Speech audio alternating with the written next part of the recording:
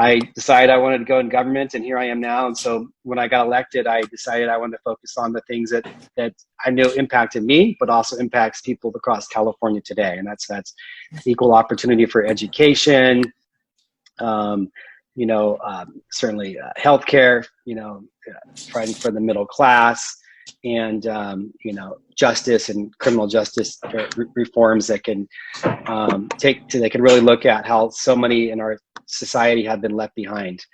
And so that's been my quest, and it's not always easy. And just fast forward to today, I introduced some of these tough bills years ago, and it was really hard. I could barely get a second on my motion on my bill, and now some of these bills are getting unanimous support in the legislature, and times have changed. So it just shows that in leadership, sometimes it's hard. You don't always get the win right away. You need to put your marker down and keep trying on these issues. The bill I'm working at on having independent investigations for fatal shootings, deadly force incidents with police. This is my third try, and now it's looking like it's sailing. But the first two tries weren't always easy. So you got to keep at it in this business and politics, and that's a key lesson. It's also key to just to focus on what you think is right, morally right, but also listen to your constituents. So I have a constituency that has opinions, and they're diverse opinions. They don't always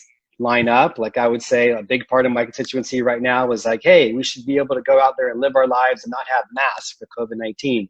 A big part's like, no, we need to shut it down. And so sometimes you can't win. You're going to make one side super mad. And so you have to listen to the people you represent, but in the day, use your best moral judgment to focus on what you think is right. One of the challenges that we often face as young people is dealing with family members or close friends who don't always agree with the time commitment that we're putting into civic engagement, or the other things that we invest our time in that are very important to us. What's some advice that you can give us on how to overcome this challenge?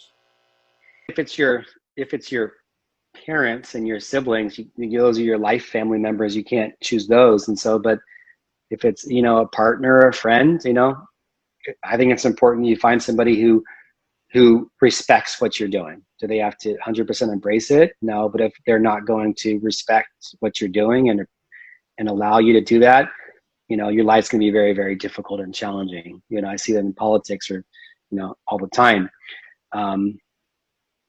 And I think that you have to, whether you're a teacher or a doctor or a law enforcement officer, a pilot, you're going to sometimes be working long hours or overtime. I think it's no different. So this is a job, a quest. It's part of your community. Sometimes it's hard too, because a lot of you may not have a title like me. You may not be a council member, a senator, a assembly member, a congress member. You're just a citizen, not just, but you're a teacher, a social worker, what have you. You do this as your passion. And I think that's critically important too, because if you look at people who've changed the world in our lifetime, you talked earlier about Dr. King and Rosa Parks and Dolores Huerta, people like that. They were never elected. They never had a fancy title, but they were able to change the world in their outside activism. So, that's a large part of it too. Whether you're volunteer on a community group or a board of directors or your own neighborhood, there's things that's going to bring you outside of that. So, I think it's important to strike a good balanced understanding as far as why you're doing that and have a support network that's not going to hold you back. Because if you have something like that, it's going to be very difficult to, one, do what you want to do, and two, have that healthy relationship in your own life. Thank you.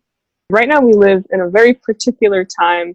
2020 is already a kind of a confluence of different events and different factors that are kind of driving us apart. And one way that the center and that the institute are trying to keep us together in these times is we've had 55 of these leadership seminars over the course of the pandemic, along with a plates project, a cultural exchange project, where we basically give each other these recipes from our cultures or from our families, and then we make them and we document as we make them in the process so that we can share bits of our culture with each other and feel that interconnectedness that we all share. Do you have any advice for us on how to stay connected right now and how to stay close, even with family members that we're isolated with it can be hard to stay close to those family members. So how can we make sure we're considering everyone right now? Yeah, I think it's so overwhelming right now, and you see so much we want to change in society, whether it's, systemic racial oppression and inequality we're seeing, or just, we're seeing with COVID-19, the healthcare disparities are based upon where you live. You're in a certain zip code, you're a certain, community of color, the deck is stacked against you so many times. So I think it's very frustrating, especially for young people who just don't understand, like, why can't we do this? So, it's like the old saying, you can't eat an elephant right in one sitting. A lion eats an elephant one bite at a time.